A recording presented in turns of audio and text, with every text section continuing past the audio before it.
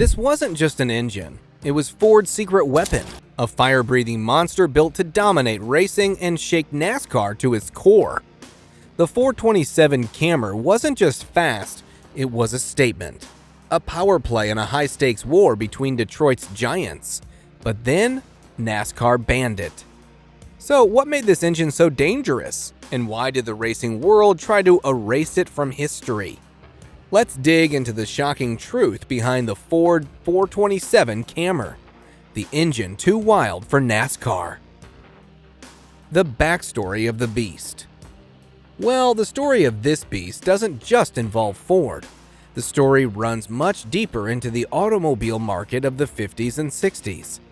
The era was different than the era we live in today. The cars were different, the engines were different, and the competition was a different type of insane. America was booming with innovations, especially in the automotive sector. All the brands wanted glory for themselves, and the entire manufacturing community was in a state of war. A firm playing a major role in all this drama was NASCAR. NASCAR, National Association for Stock Car Auto Racing, was the premier governing body of stock car racing. Most brands competed in the competitions with slightly modified versions of their stock vehicles in the races. These races became the ultimate show of muscle for the manufacturers and big names. Two of the biggest names at the time were Chrysler and Ford, both of which were racing towards the title of the undisputed leader of the market. But when the stakes at hand are so significant, none of these brands could let the other simply surpass them. This mentality gave way to arguably the craziest rivalry of the 1960s. Ford versus Chrysler, the war between the big two. While Chrysler and Ford were trying their best to outdo the other in the arms war they had going on, the orchestrator of this war, NASCAR, was trying its best to keep the system regulated and fair. But fans didn't see it the same way the firm did. To understand the market climate of the 60s, one must know how the brands worked at the time, especially in the USA, due to the role of NASCAR. A proper philosophy was win on Sunday, sell on Monday. Back then, winning on Sunday meant cashing in on Monday. A single race victory could send showroom sales through the roof. Ford and Chrysler were locked in a brutal back and forth, trading wins, trading losses, each desperate to come out on top. But this game of inches wasn't going to last. Chrysler was done playing fair. They had something big in the works, something that would change the rules and force Ford to respond with fire. Chrysler was preparing a mighty weapon, a beast, an engine so powerful that no other engine in NASCAR could match it, the Hemi 426. Hemi was a revolution in itself. The name stood for the hemispherical combustion chambers. These combustion chambers allowed for larger valves, better airflow, and faster and more complete combustion. Chrysler introduced these monsters in 1964, and they were explicitly meant for NASCAR and drag racing. The engines were actually insane. They were going over 500 horsepower with ease at the time.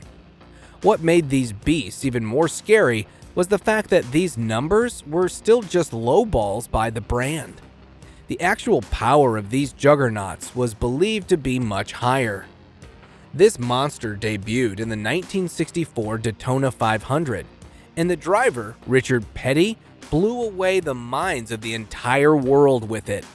The beast was in the race, and it was here to dominate. The Ford's 427 Camry.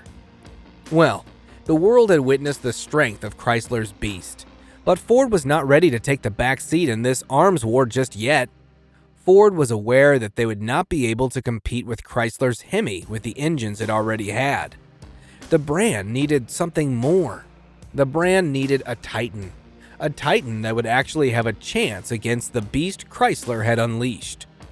The excellent airflow and the insane RPMs Hemi could reach intimidated the automobile world in general, but it was Ford that took it a little too personally. Soon after the Hemi became the top dog of NASCAR, Ford began working on something much more sinister, and it was the engine that people would be talking about for ages, the 427 Camry. The engine wars that had been going on for a while now took a sharp turn. It was just Chrysler and Ford now.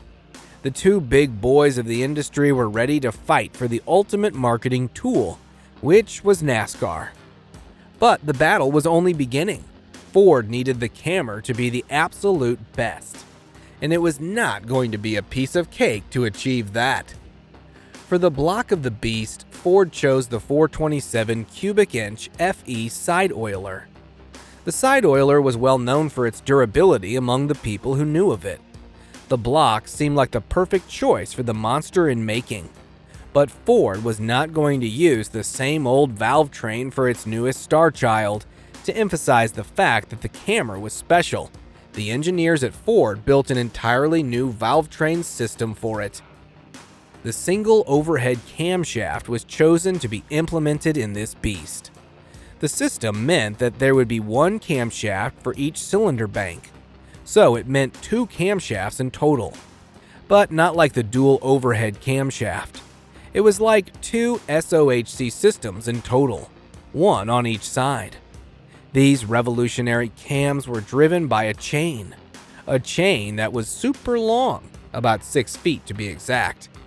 This was the longest chain used in an American-manufactured engine. The cylinder heads were a different story.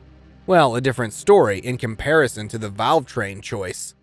The philosophy for cylinder heads was, in actuality, quite similar to the ones used in the Hemi.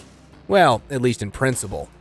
The cylinder heads were pretty large in size, and they had hemispherical combustion chambers, which had already proved themselves with the Hemi. The Camry was equipped with large valves and ports, which would help the engine maximize the airflow to reach higher RPMs. The heads, however, were especially crafted for this very juggernaut. No other Ford product was using the same heads as this beast. The Camry came with dual 4-barrel Holley carburetors. These were implemented on a high-rise manifold. In drag racing, the engine was also supercharged at times, and it ran on nitromethane or alcohol. The engine was supposed to be as durable as it was strong. To achieve this impossibly difficult status, Ford forged the crankshaft and cross-bolted many caps. Rods and pistons were also forged to stay strong during super high combustion pressures. The side oiler manifold that the brand decided on was also amazing for the engine, as it would push the oil first to the crank and then to the valve train. This design was optimal for endurance at high RPMs. The ban by NASCAR. This V8 block beast was revving beyond RPMs of 7,000. It was producing 600 horsepower with ease and over 1,000 horsepower in supercharged variants. It was something truly special, but NASCAR was not a big fan. So why was NASCAR so against this beast? What was the actual reason behind the ban on this beast? Well, NASCAR had a rule, the homologation rule. NASCAR wanted the racing engines to be production-based. This meant the engines would have to be available in production vehicles that were sold to the general public, and the engines also had to be produced in sufficient quantity, which was usually considered more than 500 units. The Camry, however, did not fully follow this rule. The beast was never installed into a street-legal car from the factory. The engine was deemed to be a strictly racing engine, with the sole purpose of outdoing Chrysler's Hemi. NASCAR declared the car to be non-compliant with the rules as it was not homologated. This does not seem like a very good reason to ban the engine, but a lot went on behind the curtains that made this story much more interesting. Well, Chrysler's Hemi was not available in production vehicles either when it was first introduced. Yet NASCAR allowed it to participate in the races.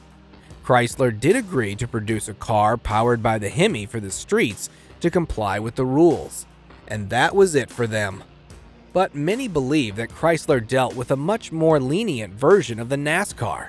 and Ford had to deal with NASCAR while they were under immense pressure from Chrysler to enforce the rules more firmly. The hypocrisy of both NASCAR and Chrysler was not something people could easily ignore.